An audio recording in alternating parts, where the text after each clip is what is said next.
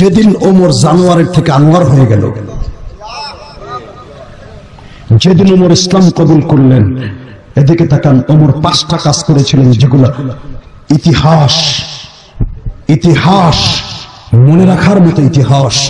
প্রথম কালেমাটা পড়েই যেই তরবারি দিয়ে নবীর কল্লা কাটতে গেছিল, তরবারিটাকে ওমর পিছনে বেঁধে বলেছিল, আজ থেকে এই তরবারি প্রত্যেকটা বেঈমানের গর্তে উঠবে। 2 নম্বরে কাজ, মুসলমান কোন গোপনে ইবাদত করবে না, কাবা ঘরের ভিতরে আজ থেকে ঢুকে ইবাদত করবে। 3 নম্বরে কোন মুসলমান গোপনে হাঁটবে না, ওপেনলি আমার মাবুদের কোরআন তেলাওয়াত রাস্তায় দাঁড়িয়ে দাঁড়িয়ে করবে। 4 নম্বর কোন মুসলমানের ঘরে যদি একবার আক্রমণ করে, আমি তার ঘরের জিম্মাদার নিয়ে নিলাম। 5 নম্বর একটা কাজ করেছিল, যে গোলাম বান্দীগুলোকে আমি মেরেছিলাম, তার ভিতরে আমার অত্যন্ত প্রিয় একটা বান্দি ছিল, আমার খরিদ করা বান্দি, সে এখনো আছে। নাজামরে একটা রড গরম করিয়া লাল বানাইয়া বান্দির হাতে দিয়ে বলে, এইটা আমার চোখের মধ্যে ঢুকিয়ে দে। কেন? আমি একদিন তোরে কালেমা গ্রহণ করার কারণে চোখটা নষ্ট করে দিয়েছিল। আমি তখন ছিলাম জানোয়ার, এখন আমার মাওলার দ্বীন ইলাহি গ্রহণ করে হয়ে গেছি আনোয়ার, তুই আমারে প্রতিশোধ ল। সঙ্গে সঙ্গে বান্দি বলে, ও আমার মুনি, আমার নবী শিক্ষা দেয় দেয় মুসলমান প্রতিশোধ নেয়। ওর বান্দিটাকে আজাদ করে দিলেন বাবা। বান্দিকে বললেন, তুমি আজ থেকে আমি আজাদ করে দিলাম, আর তুমি যদি কোনোদিন মনে চাও আমার চোখ দুটাকে নষ্ট করে দিও, আমি অপেক্ষায় রইলাম। ও ভাইজান, এই বান্দিটা যখন ওমরের সামনে মারা যায়, প্রতি বৃহস্পতিবার ওই বান্দির কবরে কেসে দাঁড়ায় কাঁদত। আলহামদুলিল্লাহ নাহমাদুহু ওয়া নাস্তাঈনুহু ওয়া নাস্তাগফিরুহু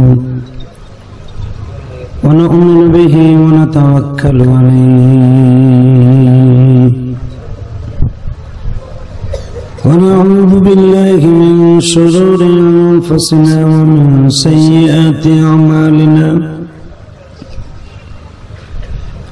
من يهده الله فلا مضل له ومن يضلله فلا هادي له. الذي أرسل رسوله بالهدى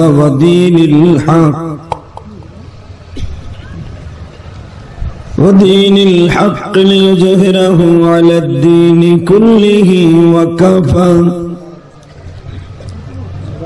وكفى بالله شهيدا.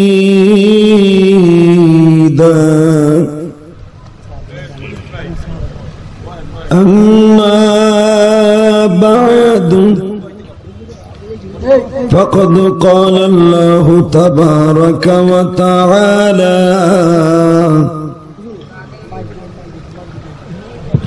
فأعوذ بالله من الشيطان الرجيم.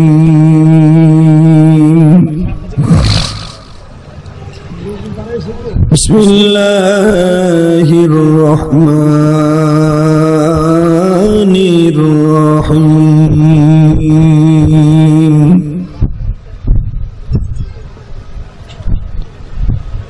وإنك لعلى خلق عظيم.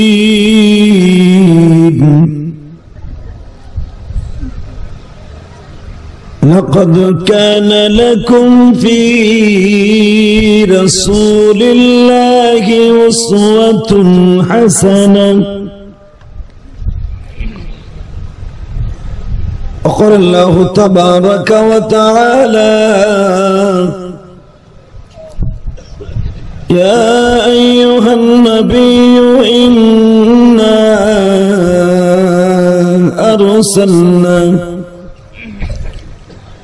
أرسلناك شاهدا ومبشرا ونذيرا وداعيا إلى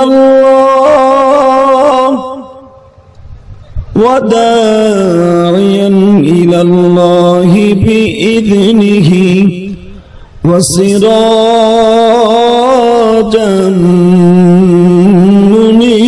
منيرا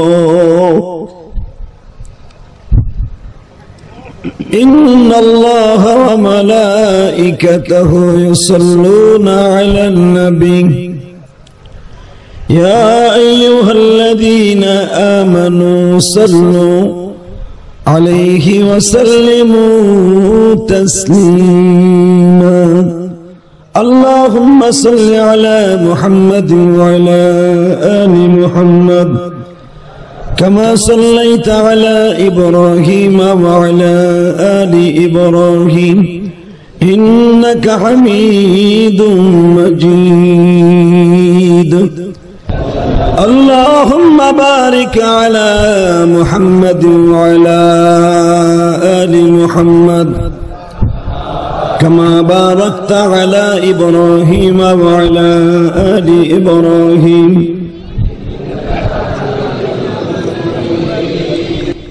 আল্লাহ গ্যারান্টি দিছে আমার নবীর চরিত্র আমি আল্লাহু আকবার দিয়ে আল্লাহরে খুশি করব وإنك لعلى خلق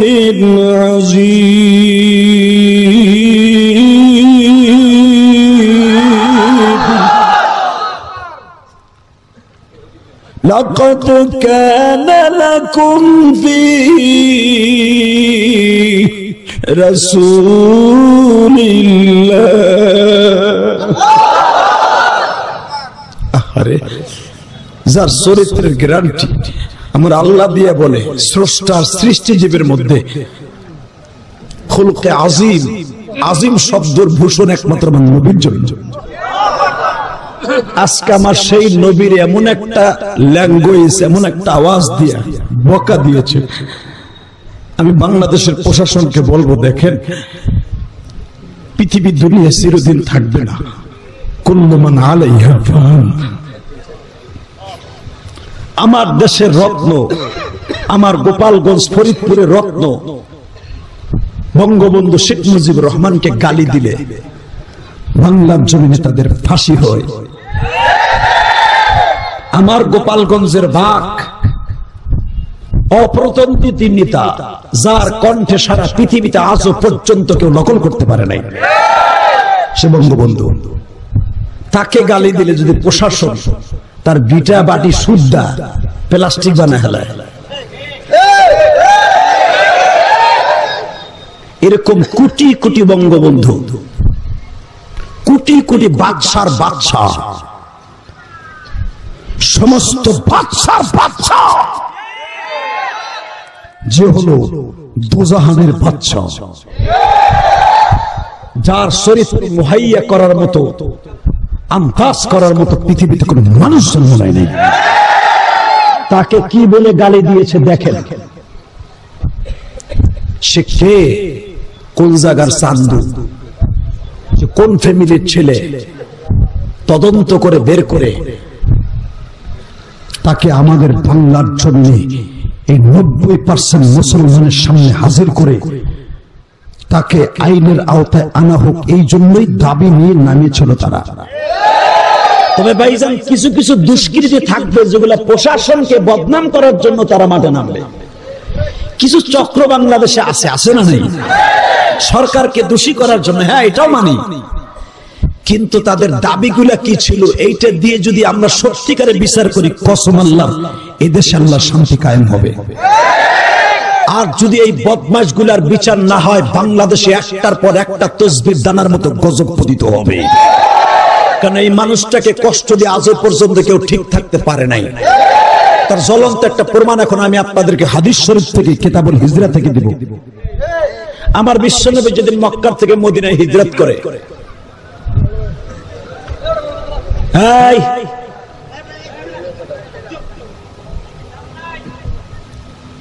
সাউন্ড এখন নাই, একটু আগে বন্ধ করতে বলে সাউন্ড। আমার দিকে তাকান। আমার বিশ্বনবীর চরিত্রে যদি কেউ কলঙ্ক দেয়, পৃথিবীতে আল্লাহ সবকিছু মেনে নিতে পারে না। বাজান দে, দিলটা নরম দেখতে চাই। আমার ওস্তাদের সামনে আমি আপনাদের কি বুঝাবো? উপজেলা চেয়ারম্যানের সামনে কি বুঝাবো? সেও মুসলমান, আমিও মুসলমান। দল আমি যেটা মনে চাই সেটা করব, কিন্তু একটা জিনিস মনে রাখবো, ধর্ম আমার সবচেয়ে বড়। কথা বলতে হবে, ধর্ম আমার সবচেয়ে বড়। বিশ্বনবী মক্কার থেকে হিজরত করতেছে, তখন তালহা ইবনে জুবাইর আবু তালহার কাছে ছিল কাবা ঘরের চাবি। বাজানরে আমার নবী তালহাকে ডেকে ডেকে বললেন, তালহা রে, কাবা ঘরের চাবিটা একটু দিবি, আমি আমার মাবুদের ঘরটা খুলিয়া দুইটা সেজদা দিব। এ তালহা, আমি হয়তো যে কোনো মুহূর্তে মাওলার হুকুমে এই দেশ ছেড়ে তোদের দেশ ছেড়ে চলে যাব, কিন্তু মনে রাখবি এই জবান দিয়ে কোনোদিন একটা মিথ্যা কথা বলি নাই, জীবনে কোনোদিন তোমাদেরকে একটা বকাও দেই নাই। আমার ফ্যামিলি এই মক্কার ভিতরে সম্ভ্রান্ত ফ্যামিলি, যেই ফ্যামিলিকে টার্গেট করে আল্লাহ কোরআনে বলেছে, লিইলাফি কুরাইশিন ইলাফিহিম রিহলাতাশ শিতাই ওয়াস-সাইফ ফালইয়াবুদু রাব্ব হাযাল বাইত। আমার ফ্যামিলিও খারাপ নয়, আমার বংশ খারাপ নয়। মক্কায় কোন মানুষ আমি মুহাম্মদকে খারাপ বলতে পারবে না, কিন্তু আজকে তোমাদের রাজনীতির চাপে আমি এই দেশ ছেড়ে চলে যাব আল্লাহর হুকুমে। বুক ভরা ব্যথা নিয়ে যাচ্ছি রে তালহা, কিন্তু মনে রাখিস একদিন এই দেশে আমি বাদশা হয়ে আসবো। তালহা নবীর সামনে হাত উঁচা করে বলল, মুহাম্মদ সাল্লাল্লাহু বাউন হয়ে সাথে হাত দেওয়ার চেষ্টা করো না, তুমি এই দেশের প্রশাসনের ক্ষমতায় কোনোদিন আসতে পারবে না। আমার বিশ্বনবী বললেন, তালহা রে, আন্নাল কুওয়াতা লিল্লাহি জামিআ, আল্লাহু লা ইলাহা ইল্লা হুয়াল হাইয়ুল কাইয়্যুম লা তাখুযুহু সিনাতুন ওয়ালা নাওম। আল্লাহু আকবার বলেন। قل اللهم مالك الملك تبارك الذي بيده الملك وهو على كل شيء قدير الذي خلق الموت والحياة ليبلوكم أيكم أحسن عملا। যার হাতের মধ্যে তাম পৃথিবীর তলহা, ওই মালিক একদিন আমার প্রশাসন ক্ষমতায় আসবে, আমি জানি গো তালহা। তালহা বলে, তুমি এর দ্বারা কি বুঝাইতে চাও? তুমি ক্ষমতা আসবার ডর দেখায় চাবি নিবা? চাবি দিব না। আপনারা জানেন উলামা ইকরাম আছেন, আমার নবী বুকের মধ্যে ব্যথা চেপে রেখে কাবা ঘরের স্বর্ণের চৌকাঠটা ধরে বলল, মালিক, আমার যদি তুমি সত্যিকারের দুজাহানের বাদশা বানিয়ে থাকো, আমি তোমার হুকুমে মক্কার থেকে মদিনায় যাচ্ছি, কিন্তু তুমি আমার সাথে একটা কথা উত্তর দাও, একদিন এই দেশে শুধু আমার উম্মতের জন্য রিজার্ভ থাকবে। দেখেন নবীর দোয়া কবুল হয়েছে কি হয় নাই? কিয়ামত পর্যন্ত হেরেমের মধ্যে কোন নন মুসলিম প্রবেশ করতে পারবে না, পারবে না, পারবে না। কিয়ামত পর্যন্ত নন মুসলিম হেরেমের ভিতরে কোন নন মুসলিম প্রবেশ করতে পারবে না। যেই কাবা ঘরের ভিতরে তারা 360টা মূর্তি দিয়ে অপবিত্র করেছিল, সেই অপবিত্র গোষ্ঠী একটাও কিন্তু কাবার ভিতরে ঢুকতে পারে না। আপনারা জানেন আমার নবী রাত্রে মক্কার থেকে বের হচ্ছে, মক্কার থেকে বের হচ্ছে, যখন আমার বিশ্বনবী মক্কার থেকে বের হয়ে যাচ্ছে, বেঈমানগুলো তখনও মারতে চাচ্ছে, এমনকি নবী যেই হীরা, যেই জাবালে সুর, যেই রেস্ট হাউসে 3 দিন ছিলেন, ওই রেস্ট হাউস পর্যন্ত, পাহাড় পর্যন্ত গেছি। আমি এই বছর ওই পাহাড়ের কাছে দাঁড়াই, আমার সাথে প্রায় 200-র উপরে হাজি ছিল। আমি কোন হজের ব্যবসা করি না, যেই ট্রাভেলসে গেলে ট্রাভেলসের মালিক বলে হুজুর জিয়ারা আপনার সাথে যাব। বাজান ওই পাহাড়ের কাছে আমি দাঁড়াইলাম, বিশ্বাস করেন এখনো পর্যন্ত ওই পাহাড়ের কাছে দাঁড়াইলে মনে হয় আমার নবীর কদমের রহমতি বরকতি সেই আওয়াজগুলো শুনতে পাওয়া যায়। যে কত ব্যথা নিয়ে আমার নবী ওই পাহাড়ের উপরে উঠেছিল 7,500 ফিট উপরে।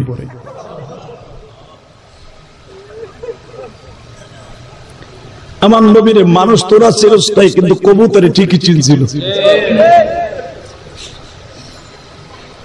আজকে দলের কারণে নবীর চিনি না, প্রতিবাদ করলে মায়ের অভাব হয় না।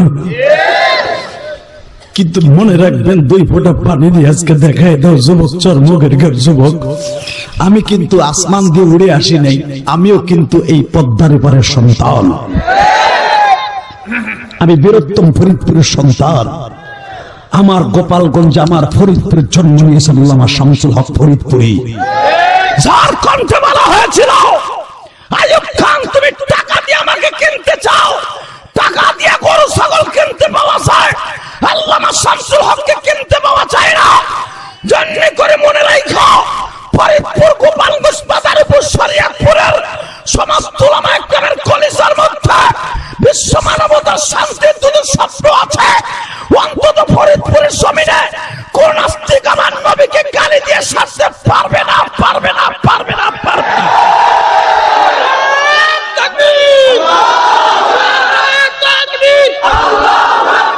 আমার নবীর দুশ্মনেরা হুঁশিয়ার সাবধান। আলহামদুলিল্লাহ বলেন, একসাথে বলেন, জমিনের মালিককে ওই আল্লাহ এখনো আছে না নাই? বিশ্বাস হয়? হয়। আল্লাহু আকবার জোরে বলেন তো। এই ধরিটা দিয়ে সারা পৃথিবী কাঁপিয়েছিল বিশ্ব নবী। রেস্ট হাউসে নবী 3 দিন, আপনারা জানেন, ঢোকার সাথে সাথে কবুতরে ডিম পাড়ার লেগে রেডি, কিন্তু কবুতর বসবে কই? গর্তের মুখে তো ডালপালা নাই, ঠিক না বেঠিক? পাশে পাহাড়ের গুহার মধ্যে ছিল একটা মাকড়সা, কয়েক মিনিটের মধ্যে একটা জাল বানিয়ে দিছে। এত শক্ত জাল, কবুতর বসে আছে, ডিম পেড়ে বসে আছে, তবু সেই জাল ছিঁড়ে না। আবাজান দিলটা এখন নরম করে দিবেন। কারে গালি দেশ রে? যার চরিত্র হলো আকাশচুম্বী। ওয়া ইন্নাকা লাআলা খুলুকিন আযীম, লাকাদ কানা লাকুম ফি রাসূলিল্লাহি উসওয়াতুন হাসানাহ।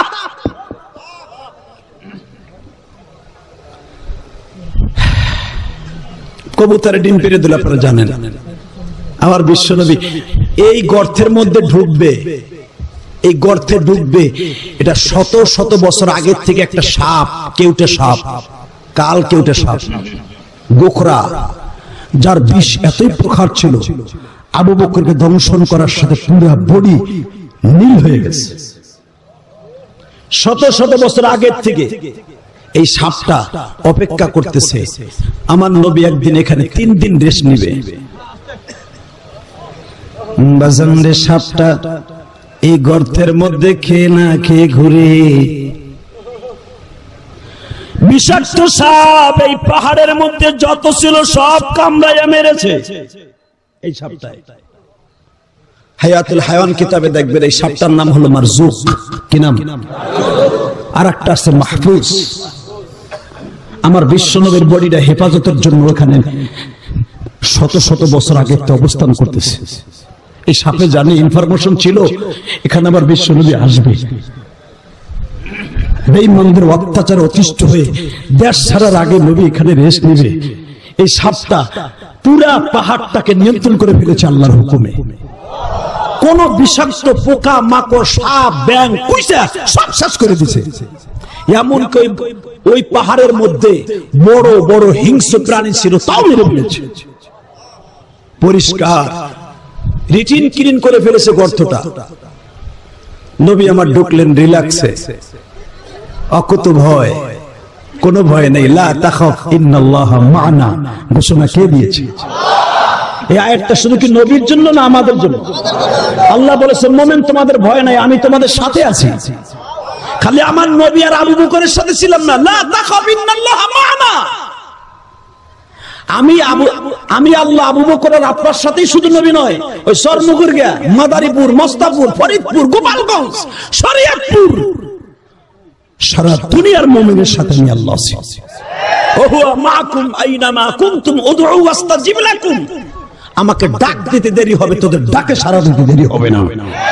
তবে ডাকটা হতে হবে শাহজালাল আমানির মতো, ডাকটা হতে হবে ওমর ইবনে খাত্তাবের মতো, ডাকটা হতে হবে সরমনায় ফয়জুল করিমের মতো, ডাকটা হতে হবে শশির আল্লাহর কুতুবের মতো, ডাকটা হতে হবে কায়েস সাবুদের মতো, ডাকটা হতে হবে আল্লামা শামসুল ফরিদপুরের মতো। আপনার কষ্ট হয়? আরে গরমের মধ্যে কষ্ট তো হয়। বেশি সময় ওয়াজ করব না, বাইন্দে ওয়াজ করা এটা খুব কষ্টের ব্যাপার। তবে ওয়াজ করব যদি আপনাদের কোয়ালিটি ভালো হয়। যদি কোন কোয়ালিটি ভালো হওয়ার লাগে কি করতে হবে? এক নাম্বার যারা দাঁড়ায় আছে বইয়ে পড়তে হবে। লুঙ্গি ধরে টান দেন মিয়া। হ্যাঁ যুবক ভাইরা বসে পড়ো, বসেন আল্লাহর ওলিরা, আমার তালবাড়ি ইমামবাজারে বসে পড়েন, উলামা একরাম বসে পড়েন। আগামীকালকে যদি কবরে যাওয়ার টাইম হয়ে যায় দেখবেন কবরে কোনো বিছনা চাদরের ব্যবস্থা নেই। কথা ঠিক না ঠিক? আলহামদুলিল্লাহ বলেন। শুধু আপনাদের খেদমত আরজ করতে চাই, জমিনের মালিককে ডিআইজি সাহেবের বাড়িতে মাহফিল করলাম, এত ভালো মনের মানুষ কল্পনার বাইরে। আল্লাহ আল্লাহ আল্লাহ। ভাইজান হয়তো প্রশাসনের কাছে আমার পুলিশ ভাইদের হাতগুলো বাঁধা, ওসির হাতগুলো বাঁধা যারা মুসলমান, কিন্তু এদের অন্তর আছে যে আমিও একদিন কবরে যাব। এই চাকরি আমার চিরদিন বাঁচাইতে পারবে না, এই দল আমার কিছু দিতে পারবে না। শুধু একটা দলই পারবে আমার কবরে মুক্তি, সে হলো আমার বিশ্বনবীর ইউনিফর্ম যদি নিয়ে যেতে পারি। ভাইজান আমি আপনাদেরকে একটা ইউনিফর্ম দেখাই দিই, মনে রাখবেন আমি সবসময় প্রতিদিনই দেখাই। জানি না এই কাপড়টা কবে যেন আমি পড়া শুরু করে দিই, জানি না আমাদের দেশের প্রধানমন্ত্রী এই কাপড়ে কবে যেন এইভাবে পড়ে ফেলে। বাজান আমার দিকে তাকান, দেখেন আমি একটা পোশাক বানাইছি। এই যে মাথা, এই যে পা। বাজান আমার দিকে তাকান, এই কাপড়ে আমার জনম দক্ষিণে মায়ের বানাইয়া বিদায় দিয়ে দিছি। এ মাদারীপুরের যুবক ভাইরা, এইরকম কাপড়ে, রঙিন কাপড়ের মধ্যে নয়, সাদা কাপড়ে আমার মাকে যেদিন বিদায় দিয়ে দেই, কেঁদে কেঁদে বলছিলাম, মা গো মা তুমি আরামে ঘুমাও গো মা, পৃথিবীর সবাই তো এই কবরে চলে আসবে। যুবক ভাইরা, অল্প বয়সে কত যুবক বিদায় নিয়ে যায়, কিন্তু এই কবরের মধ্যে এই কাপড়টাকে টান দিয়ে খুলিয়ে যখন পেটের উপরে পাড়া দিয়ে বলবে, মার রব্বুকা ওয়া মা দীনুকা ওয়া মান নাবিয়ুক, তোমার দিন কি, তোমার ধর্ম কি, তোমার নবীকে, যদি নবীর পক্ষে একটা ভোট না দাও কোনো উত্তর দিতে পারবা না। জীবন জাকাত থাক, যেই বেঈমান গুলো একবার বিশ্ব নবীর গালি দিবে, ওই বেঈমান গুলার সাথে কোনো আপোষ চলবে না।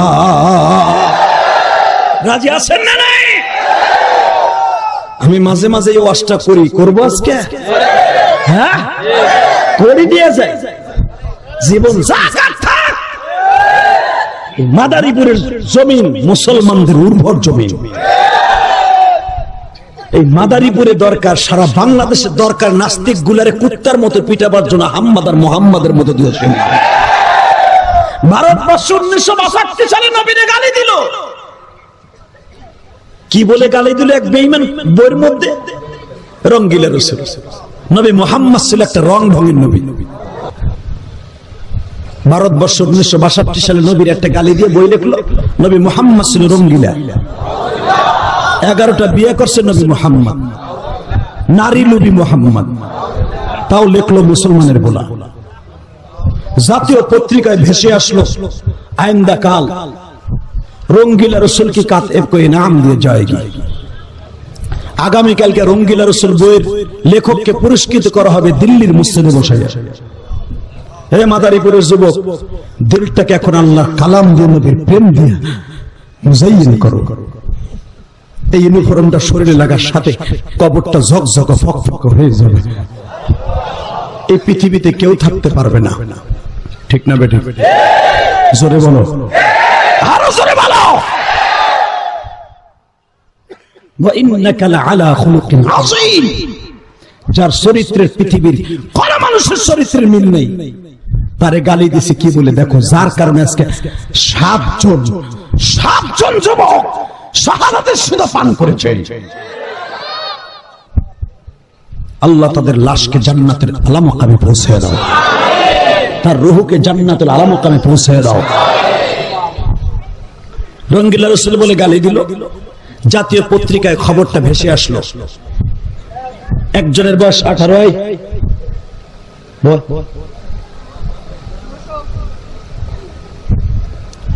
জাতীয় পত্রিকায় ভেসে আসলো আইন্দা কাল রঙ্গিলা রসুল কি কাতব কো ইনাম দিয়ে যায়গি। আগামীকালকে রঙ্গিলা রসুল বই লেখককে দিল্লির মসজিদে বসে পুরস্কৃত করা হবে। যখনই পুরস্কৃত করা হবে এই ঘটনা পেপারে ভেসে আসলো, আহ ও রসুল প্রেমিক ভাইরা, দেখা যাবে নবীর প্রেমিক চর্মগুড়িয়া মাঠে, ঈদগাহ জাতীয় মাঠে কে আছে। বাজানরে যখন বেঁচে আসলো দুইটা নবীর প্রেমিক, একজনের নাম আহম্মদ, একজনের নাম মুহাম্মদ, একই মায়ের সন্তান। পত্রিকাটা হাতে নিয়ে দুই ভাই চাকরি করত মুদি দোকানে। গৌহারডাঙ্গা মাদ্রাসার স্বনামধন্য শাইখুল হাদিস, তিরমিজি শরীফের শাইখুল হাদিস বাবা, আমার উস্তাদ, হাজার হাজার আলেমের উস্তাদ চৌমনি হুজুর এই ঘটনা খুব মজা করে বলতেন, খুব কষ্ট নিয়ে বলতেন।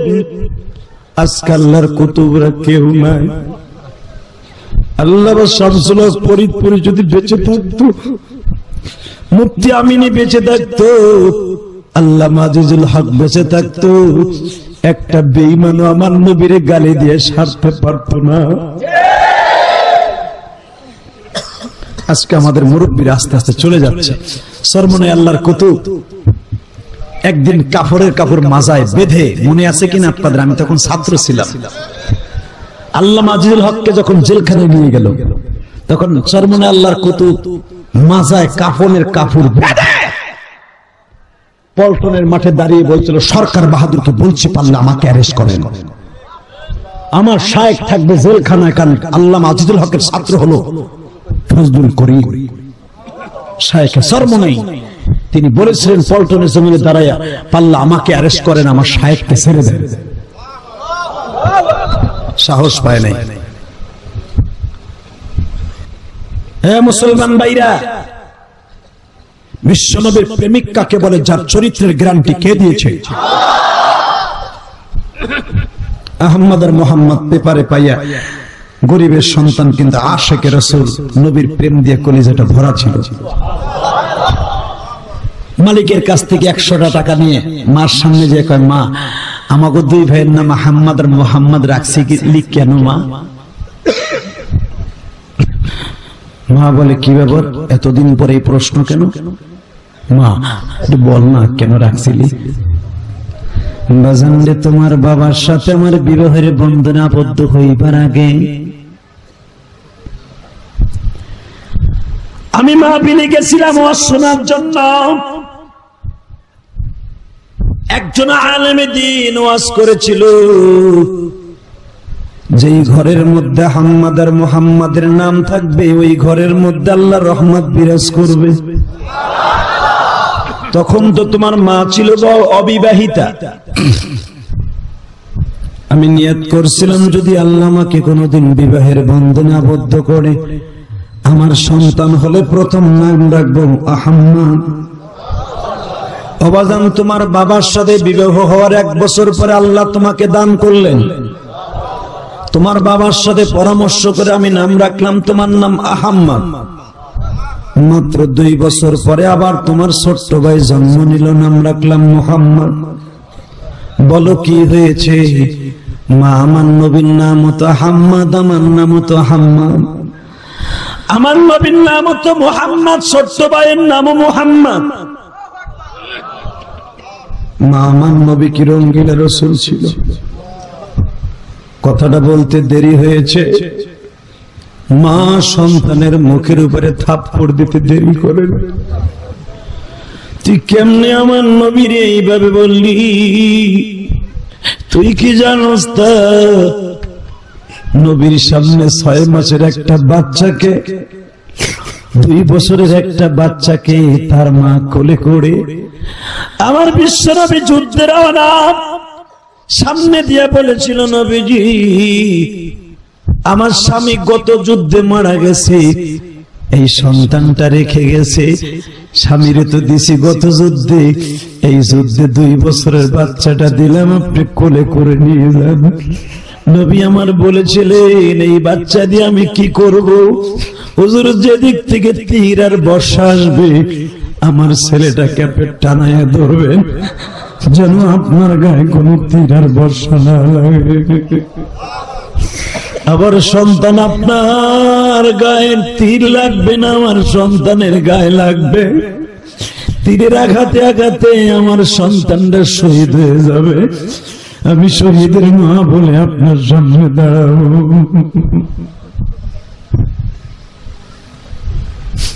আহম্মদ আর মুহাম্মাদের মার কথা শুনে আহম্মদ বলে, মারে একটা বেঈমান আমার নবীরে গালি দিছে। আহম্মদের মা বলে, বেঈমানের বাড়ি কোথায়? মা, বেঈমানকে আগামীকালকে দিল্লির মুস্তাদে বসে পুরস্কৃত করবে। ও আমার মাদারীপুরে আশিক রাসূল ভাইরা, চোখের 2 ফোঁটা পানি দিয়ে আমার মাওলারে দেখায় দাও, তুমি আমার নবীরে কত ভালোবাসো। 18 বছরের যুবক,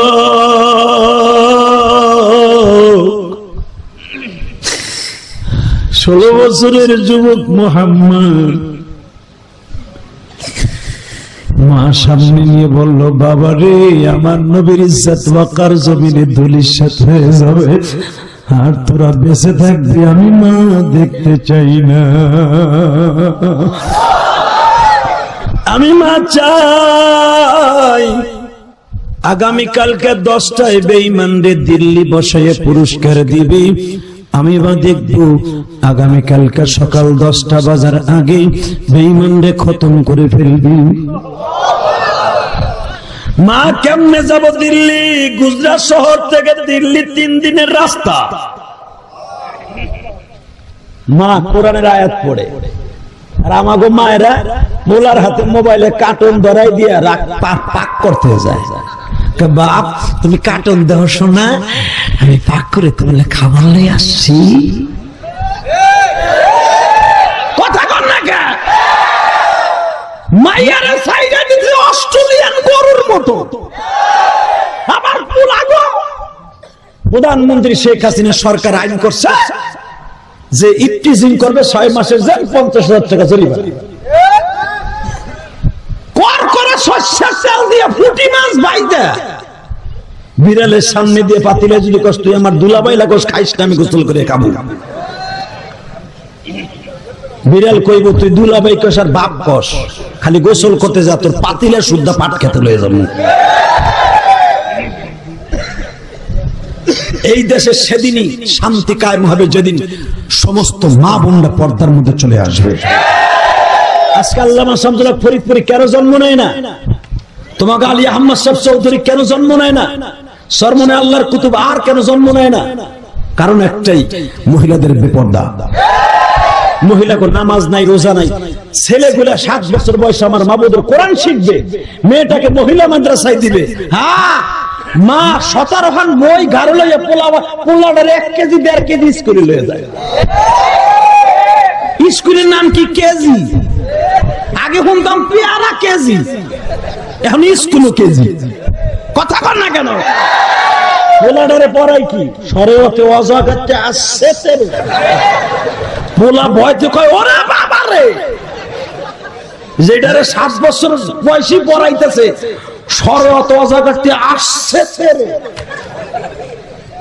ও তেমনি বই বই। আর যদি তোমার ছেলের এই মহিলা মাদ্রাসা মেয়েটার আইনা কও হুজুর পড়াইতেছে শরীয়তে ওযুটা করে নাও, শরিয়াতে আল্লাহকে চিনে নাও, কথা বলেন না কেন?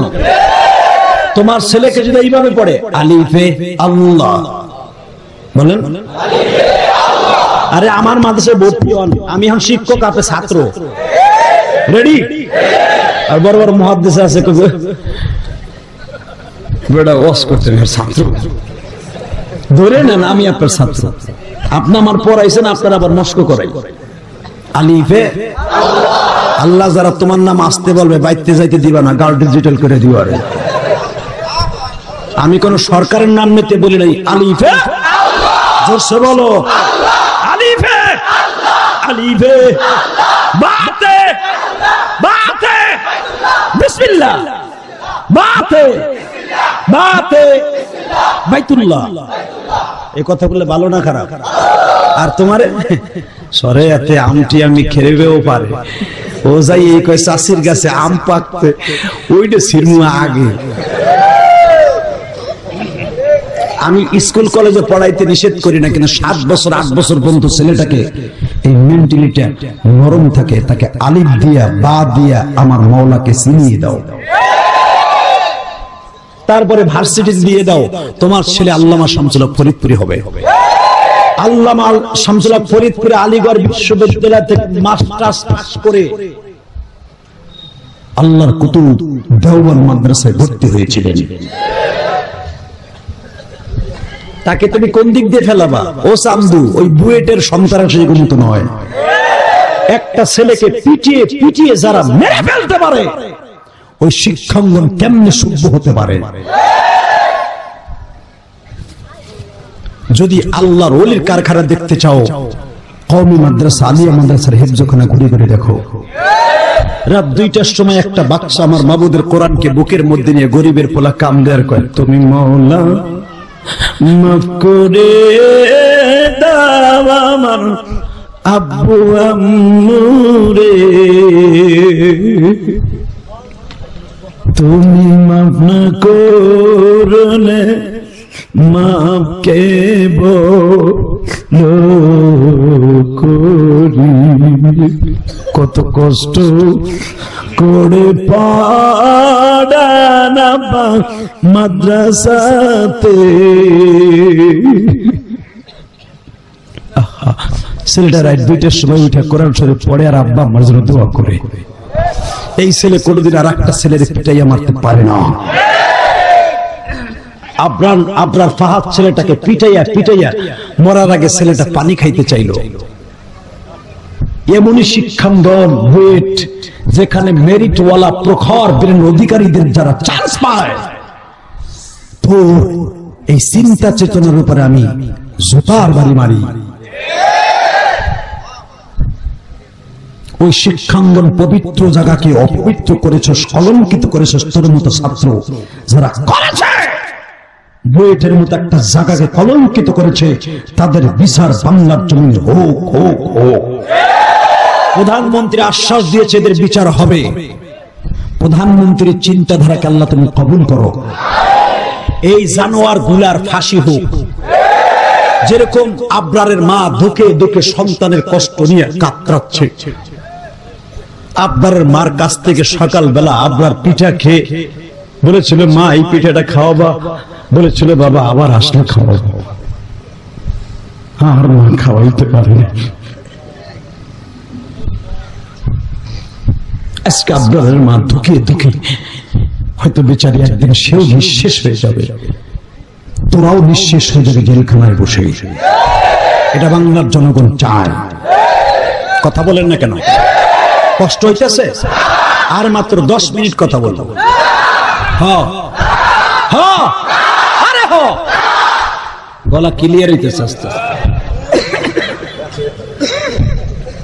এই মুসলমান ভাইরা আমার দিকে তাকান, এই আবরারের মধ্যে রাসূলের একটা সিফাত ছিল, ছেলেটার দাড়ি কিন্তু মুখ ভরা ছিল না, অল্প কটা দাড়ি ছিল, রেখে দিয়েছিল। ওই বয়সে যারা তার পিড়ে মারছে, সমস্ত অধিকাংশরা মদ খাইয়ে তারে মারছে। একবার ভাবলি না সেটা নামাজি ছিল, সেটা ভদ্র ছিল। তোমরা এই কাজ করো না ভাই, তোমরা তো স্কুল কলেজের অনেক বন্ধু আসছো, ফ্রেন্ড আমার শোনো, আয় তোর পাও দুটা ধরছি।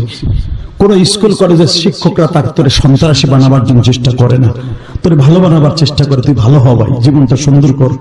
কোন প্রশাসন, কোন পুলিশ তোরে মাইরা ঠিক করতে পারবে না যদি আমার মাবুদের কোরআনের ভয় দিয়া তোর অন্তরটাকে ভালো না করিস। আমার বিশ্বনবী সাহাবীদেরকে কোরআনের অস্ত্র দিয়ে তাদেরকে অপারেশন করে জান্নাতি বানায় দিয়েছে। ওমর ছিল তদরিন্তনকালে এত বড় জানোয়ার। ইসলাম কবুল করার আগে ওমর মুসলমানদেরকে ফার্মের মুরগির মতো এক ঠ্যাং পাড়ায় ধরতো, আর এক ঠ্যাং ঘাড়ে বাঁধিয়ে ছিঁড়ে ফেলতো। ওমরের একটা বান্দি ছিল, নাম ছিল তার জানিমা। হাদিসে দেখেন, ওমর যখন শুনলো আমার এই বান্দি কালেমা গ্রহণ করেছে, একটা ঘুষি দিয়ে তার চোখটার চিরতরে অন্ধ করে দিয়েছে। তুই আমার বাড়ি থেকে কালেমা গ্রহণ করলি, মুহাম্মাদের কালেমা গ্রহণ করলে বেঈমান হয়ে গেলি, নাউজুবিল্লাহ বললেন না? তার বান্দি বলেছিল, আলাম তারা কাইফা দারাবাল্লাহু মাসালান কালিমাতান তাইয়্যিবা কাশাজারাতিন তাইয়্যিবাতিন ওয়া আসলুহা সাফিতুন ওয়া ফারউহা ফিস সামাই। আল্লাহ কালামে হাকিমের মধ্যে বলেছে, আলাম তারা কাইফা দারাবাল্লাহু মাসালান কালিমাতান তাইয়্যিবা। ও নবী, আপনি কি দেখেন নাই কিছু কিছু মানুষের কালেমার গাছের শিকড় এমন শক্ত, শক্তবক জমিন পর্যন্ত সে গ্রাস করে নিয়েছে। তার কালেমার গাছের শাখা প্রশাখা ডাল আসমান পর্যন্ত নিয়ে নিয়েছে। চোখ বন্ধ করে দিতে পারো, কিন্তু কালেমার গাছের শিকড় উপড়ে ফেলতে পারবে না।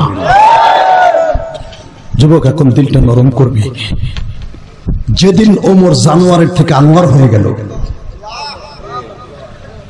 যেদিন ওমর ইসলাম কবুল করলেন, এদিকে তাকান, ওমর 5টা কাজ করেছিলেন যেগুলো ইতিহাস, ইতিহাস মনে রাখার মতো ইতিহাস।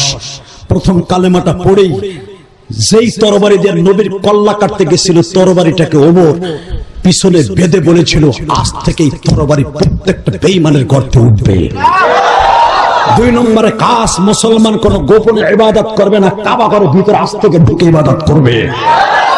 3 নম্বরে কোন মুসলমান গোপনে হাঁটবে না, ওপেনলি আমার মাবুদের কোরআন তেলাওয়াত রাস্তায় দাঁড়িয়ে দাঁড়িয়ে করবে।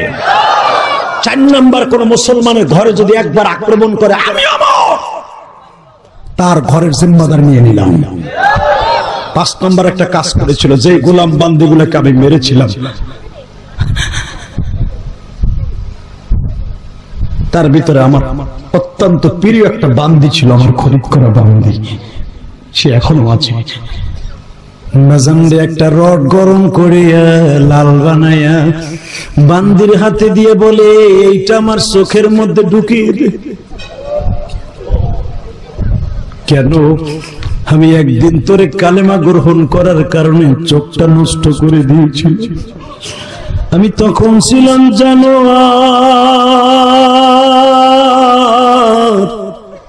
এখন আমার মাওলার দিন ইলাহি গ্রহণ করে হয়ে গেছি আনোয়ার। তুই আমারে প্রতিশোধ ল। সঙ্গে সঙ্গে বান্দি বলে, ও আমার মুনি, আমার নবী শিক্ষা দেয় রে, মুসলমান প্রতিশোধ নেয়। আমার বান্দিটাকে আজাদ করে দিলেন বাবা। বান্দিকে বললেন, তুমি আজ থেকে আমি আজাদ করে দিলাম, আর তুমি যদি কোনোদিন মনে চাও আমার চোখ দুটাকে নষ্ট করে দিও, আমি অপেক্ষায় রইলাম।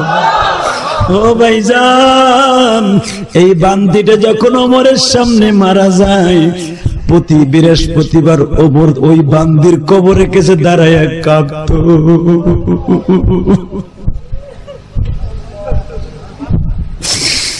কারণ একমাত্র আমার বিশ্ব নবীর সংস্রবে থাকিয়া জানোয়ার থেকে আনোয়ার হয়। আর আমরা আনোয়ারের ঘরে জন্ম নিয়ে আমার নবীরে গালি দিলে প্রতিবাদ করি না, প্রতিবাদ যারা করে তাদেরকে পাখির মতো গুলি করে মারি। হে ভাইরা, শুধু একটা কথা বলে যাব, যারা এই নবীর পক্ষে কথা বলবে আল্লাহ তাদেরকে নাজাতের ব্যবস্থা করে দিবে। মরণটা একদিন হয়েই যাবে, ওই মরণটা মরতে চাই, যেই মরণ মরলে কবরে টেনশন নাই, তবে ওই মরণটা চাই না। সন্ত্রাসের খাতায় নাম দিয়ে মরতে চাই না, জিয়াম্বের খাতায় নাম দিয়ে মরতে চাই না। মরবো আল্লাহ রাস্তায় মরবো, ঠিক না বেটি? অনেক পোলাবার আছে বোমাবাজি কইরা মানুষের ঘর দুয়ার পোড়াইয়া নিজে বুজুর্গ সাজে না। আমার ওস্তাদ সাহেব বলে গেছে, পোড়াপড়ির ভিতরে জ্বালাও পোড়ার ভিতরে শান্তি নেই। হ্যাঁ, সরকারের কাছে আমরা আকুল আবেদন রাখবো, যে নাস্তিক গুলো আমার কলিজার টুকরা নবীর গালি দিয়েছে তাদের বিচার বাংলার জমিনে হতে হবে, হতে হবে। যার প্রতিবাদ করার কারণে এতগুলো প্রাণ ঝরে গেল, এই বিচারও বেঈমান গুলোর কাছ থেকে নিতে হবে। কষ্ট হয়। আহমদ আর মোহাম্মদ বলে, মা এখন কি করতে পারি? মা বললেন, আমি মা সরকার, আমি মা সরকার। ভারত সরকার ডিক্লেয়ার দিয়েছে আগামীকালকে তাকে দিল্লিতে বসাইয়া পুরস্কৃত করবে। আমি মা তোদের দুই ভাই সরকার, আমি মা তোদেরকে ঘোষণা দিলাম আগামীকালকে 10টা বাজার আগে বেঈমান পৃথিবীর যে প্রান্তে থাকুক ওকে শেষ করে দিবি।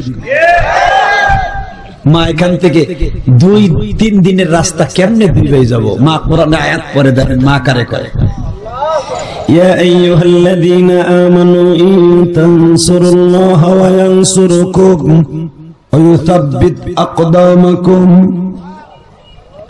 মুহাম্মদ, আমার আল্লাহ বলেছে, যারা আল্লাহকে নবীকে সাহায্য করবে আল্লাহ তাদের সাহায্য করবে, আল্লাহ তাদের এই পাও দুটাকে শক্তিশালী করে দিবে। আহমদ আর মোহাম্মদ বলে, মারে তাহলে আমরা কি দুই ভাই আদম গাড়ি চালাইয়া দিল্লি যাব? এখন দেখা যাবে কার ইমানে কত শক্ত।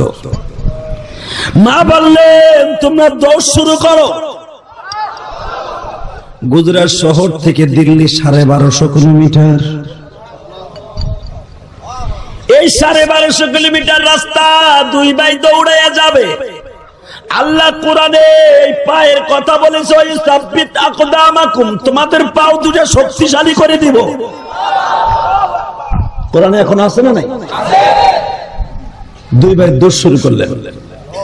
তদনীন্তনকালে গুজরাট শহরের মুখ্যমন্ত্রীর নাম ছিল বাবু লালমোহন। আহমদ আর মোহাম্মদ গুজরাট থেকে যাচ্ছে। বাজারে যখন আসরের নামাজের পরে ক্রীড়ামন্ত্রী তাকিয়ে দেখে ড্রাইভার গাড়ি ব্রেক করে বলে, সাহেব কি? পিছনের দিকে তাকায় দেখেন দুইটা দেবতা আসতেছে। আরো জোরে করে, চিনিওয়ালা স্যার একটু তাকায় দেখেন। নামান গ্লাসটা। ওরা যে এত স্পিডে দৌড়াচ্ছে, আমার গাড়ি তাদের স্পিড দেখে আমি গাড়ি প্রায় 200-র কাছাকাছি উঠেছি, কিন্তু আমি দেখতেছি ওরা কয়েক সেকেন্ডের ভিতরে আমার গাড়ি ওভারটেক করে চলে যাবে। স্যারেরা মানুষ না, এরা কোনো দেবতা। বাবু লালমোহন গাড়ির গ্লাসটা নামায় বলে, এই দাঁড়াও, তোমরা কি মানুষ না দেবতা? বাবু লালমোহনের প্রতি উত্তরে বললেন, আই এম মুসলমান। আসলে আপনাকে কষ্ট হয়ে গেছে, আওয়াজটা আমি যেভাবে চাইতেছি পাচ্ছি না। আমি আবার বলছি, বাবু লালমোহন যখন বললেন, তোমরা কি মানুষ না দেবতা? আহমদ আর মোহাম্মদ বললেন, আই এম মুসলমান। ইন্নাদ-দীন ইনদাল্লাহিল ইসলাম। বাবু লালমোহন কয়, হে বাবা, এত স্পিড দৌড়াচ্ছ, কই পাচ্ছ এত শক্তি? আহমদ আর মোহাম্মদ বললেন, আল্লাহল কুওয়াতা লিল্লাহি জামিআ। আল্লাহু লা ইলাহা ইল্লা হুয়াল হাইয়ুল কাইয়ুম, ওই সর্বময় ক্ষমতার মালিক দিয়েছেন। তোমরা এত স্পিডে দৌড়াচ্ছ, কোথায় যাবা? আহমদ আর মোহাম্মদ বলে কই স্পিড, আমরা তো স্বাভাবিকভাবে দৌড়াচ্ছি। ওরা জানেও না যে আমার আল্লাহ ওদের পাওকে এত শক্তিশালী করে দিয়েছে। পৃথিবীর কোন রেলগাড়ি এত দ্রুত চলতে পারে না জমিন দিয়ে, ওরা এত দ্রুত চলতেছে। আহমদ আর মোহাম্মদ বলে কি বলতে চাও তুমি? আচ্ছা তোমার নাম কি? আহমদ। তোমার নাম মোহাম্মদ। কই যাইবা? কয় দিল্লি যাবি। আরে দিল্লি যাবি মানে? এই দিল্লি কি হাতের মাওয়ানি? এই বেটা বাড়ি কই? গুজরাট। গুজরাট। কয় মাস আগে দৌড় শুরু করছো?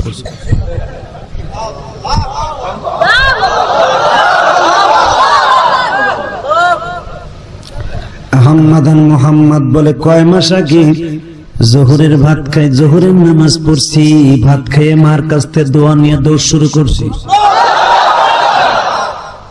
বাবু লালমোহন যদিও হিন্দুর ছেলে, বাবুর ছেলে, বাবা আমাকে দেশের মন্ত্রী না, যাও খাওয়া মন্ত্রী। মগা লঙ্গি কইছিল, কয় ধাক্কা দিয়ে রানা ফেলা যা হুজুরে ফেলাই দিছে। 10 তলা বিল্ডিং আমরা বলে ফেলাই দিছি ধাক্কা দিয়া। তাহলে বোঝা গেলের ভিতরে ওর সিমেন্ট ছিল না, ওর কাছে বড় গেছে ছিল। কি বুদ্ধি নিয়ে চলে, কথা ঠিক না বেটি? বাবু লালমোহন মনে মনে কয় এরা কি মানুষ, জীবনে তো দেখছি ভগবানের সাহায্য শুরু হয়, কিন্তু এরকম সাহায্য তো দেখিনি। দাঁড়া, হ্যাঁ দাঁড়া, তোরা দিল্লি যাবি কেন? দিল্লি যাবো, এটা তোমার কাছে কোন যাবো না। তুমি কই যাবা দাদু? আমিও তো দিল্লি যাবো। কেন? মোহাম্মদ রে, তোদের নবীর বিরুদ্ধে একটা বই লেখছে, ওই বেঈমানটাকে বলে আগামীকালকে পুরস্কৃত করা হবে। যদি আমি হিন্দুর ছেলে, কিন্তু মুহাম্মদকে নিয়ে কোনো বাজে মন্তব্য আমি কোনোদিন করি না। তার মতো মহামানব আমাদের দেবতার মধ্যেও নাই। অতএব ওই বেঈমান তারা, আমিও দেখবো আর করে যায় কত জোর। তোদের নবী মুহাম্মদকে নিয়ে এত বড় একটা বই লেখলো। আহমদ আর মোহাম্মদ কয়, ও বাবু, তুমি যার অনুষ্ঠান দেখতে যাইবে, আমরা যাব তারে খতম করতে। ও বাজান, 1962 সাল 17 মে ভারতের লেখা বই পড়ে দেখো, সোনালী সুদীপ আফগানে আল্লাহকে দেখেছি, বইটা মোতালা করে দেখো। আল্লাহর সাহায্য কারে কয়? আহমদ আর মোহাম্মদ বলে, ও দাদু, আমার নবীর কেউ আঘাত করে আজও পর্যন্ত বেঈমান জমিনে থাকতে পারে না। অতএব তুমি ওই অনুষ্ঠান দেখতে যাইবা, তুমি তো আমাদের কথা কইয়া দিবা, তোমার এখন জবাই দিন। বাবু লালমোহন বুঝে ফেললেন জমিনে এত কারো ক্ষমতা নাই এই দুই বাহাদুরকে একটা জাররা পরিমাণ ক্ষতি করতে পারে। যাদেরকে আল্লাহ তার নিজের হাতে পাও দুটা শক্তিশালী করে দিছে। আহমদ রে, তোরা যদি পারস গো বাবা, আমার গাড়িতে আহমদ বলে, আমি জানি মুশরিকিনা বাজালাল বাস, এক হিন্দু আর এক হিন্দুর বন্ধু, মুসলমানের দুশমন। অতএব গাড়ি তোরা যাবে না। মোহাম্মদ কয়, ভাই একটা কথা কই, রাগ করো না, আমরা দুই ভাই তো মার কাছে দোয়া নিয়েছি মরার লেগে। কয়, হ, আমরা দুই ভাই ওর গাড়িতে উঠি, দুই ভাই দুই পাশে বোমু, আর মাঝখানে বহম। যদি ট্যারেং ফ্যারেং করে দুই ভাই ঢুকাই দেবে, অসুবিধা কি? আহমদ কয়, তোর মাথায় এত বুদ্ধি, ওঠ। বাজানরে যখন দুই ভাই দুই পাশে বসছে, বাবু লালমোহনকে দুই পাশের মাঝখানে বসাইছে, দুই ভাই গল্প চলতেছে। বাবু লালমোহনের ড্রাইভার হরিপদ বড় রূপে পলাশ, স্যার কি আমি আর এই গাড়ি চালাইতে পারবো না? কই কে? আপনারা তো পিছনে গল্প করতেছেন আর ঘুমাইতেছেন। ও স্যার আপনি একটু জমিনের দিকে তাকায় দেখেন, এই গাড়ি যে কত হাজার কিলোমিটার বেগে চলে আমি নিজেও জানি না। আল্লাহকে বলছিল যে সাব্বিত আকদামাকুম,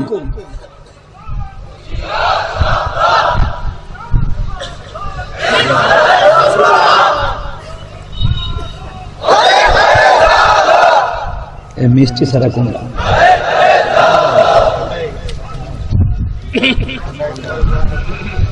মারহাবা বলেন।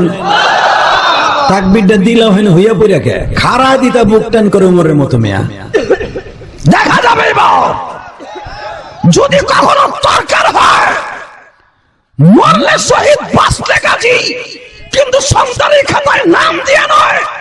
নবীর দুশমনগুলি, মাদ্রাসার দুশমনগুলি, দাড়ি টুপি দুশমনগুলি যারা কোরআনের বিরুদ্ধে, আল্লাহর বিরুদ্ধে, নবীর বিরুদ্ধে, আলেম ওলামার বিরুদ্ধে, মাদ্রাসার বিরুদ্ধে কথা বলবে, ওরে সুজা দিয়ে পিটাইয়া সুজা করবো বাংলার জমিনে। কারা কারা দিয়েছে হাত তোলা আল্লাহকে দেখায় দাও।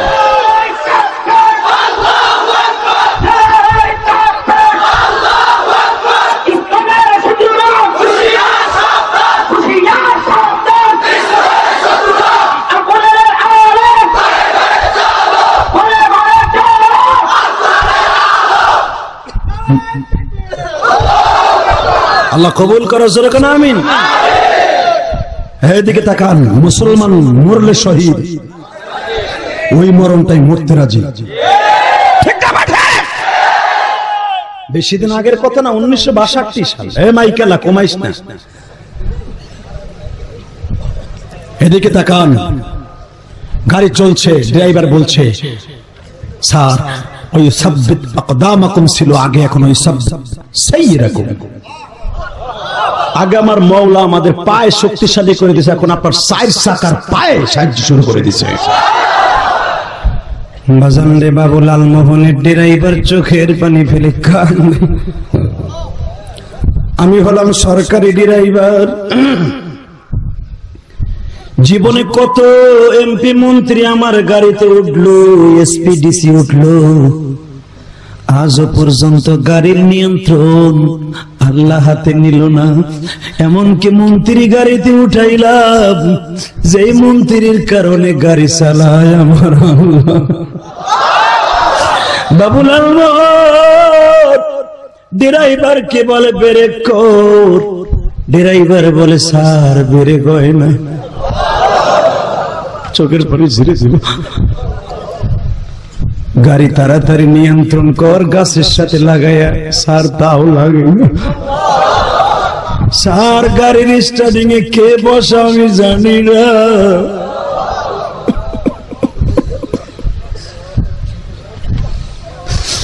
স্যার আমি আর দেরি করবো না, আমি আহমদ আর মুহাম্মাদের ধর্মের কালেমা পড়ে নিলাম। মাইয়াদিল্লাহু ফালা মুদিল্লা লাহু ومن يضلله فلا هادي له ولن تجد له وليا مرشدا। আল্লাহ যার হেদায়েত দেবে দুনিয়ার কেউ তারে ঘুম নাড়াতে পারে না। ও বাজান যারে আল্লাহ দিবে না সে কোনোদিন পাইতে পারে না। আমার নবী চাচার মৃত্যুর সময় পাশে বসছে, চাচা এই মক্কায় সকালবেলা কোন ছেলে নাস্তা খাওয়ার আগে তুমি আমারে নাস্তা খাওয়াইতা। ও চাচা তুমি আমার বিছানায় ঘুম না পড়াইয়া কোনদিন নিজে বালিশটা মাথায় দিয়ে ঘুমাও নাই। চাচা আমি যেদিন আমার মারে মদিনায় রেখে আসলাম, আমি মক্কার ভূখণ্ডে মা মা বলে কান্দি।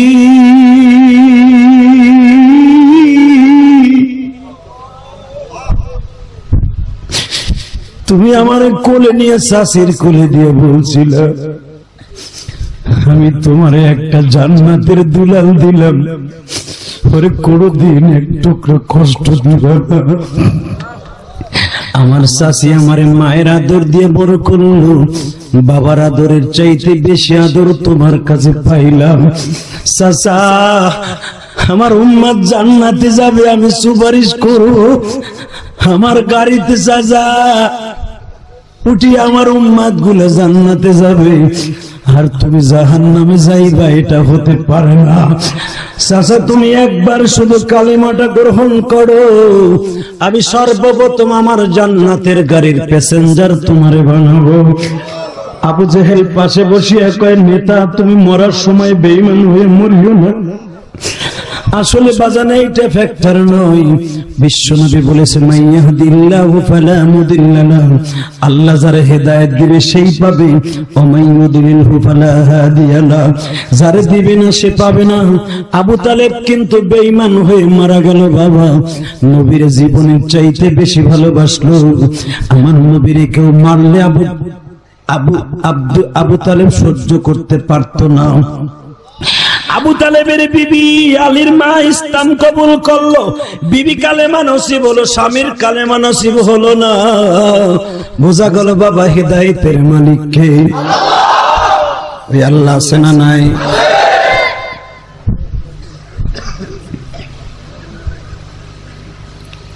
ড্রাইভার কালেমা পড়ে ফেললেন, হিদায়াত কে দিলেন? ড্রাইভার কালেমা পড়ার পরে বাবুলাল মোহন কয়, তুই তো অল্প পানির মাছ, তাড়াতাড়ি কালেমা গ্রহণ করলি, আমি এত তাড়াতাড়ি করব না, আমার একটু সময় লাগবে। যেই গাড়ি যাওয়ার কথা সকাল 10টায়, সেই গাড়ি চলে গেল রাত 8টায়। দিল্লির মসজিদের পাশে গাড়িটা লাগাই দেয়া হলো, ইতিহাস প্রমাণ। সারা রাত আহম্মদ আর মোহাম্মদ জিজ্ঞেস করে, ও চাচা আপনি তো এমপি হোস্টেলে যাবেন? কয় না, তোদের সাথে থাকবো, দেখবো তোরা কোন মালিকের ডাইকা এমন বন্ধু বানাইনি। এই যে আলেম ওলামার দিকে তাকায় দেখো, মাদ্রাসার হেফজখানায় যায় দেখো, 7 বছরের বাচ্চাটারে লইয়া জান্নাতের মাঠে বইয়া রাত 3টার সময় আমার মাওলার কালাম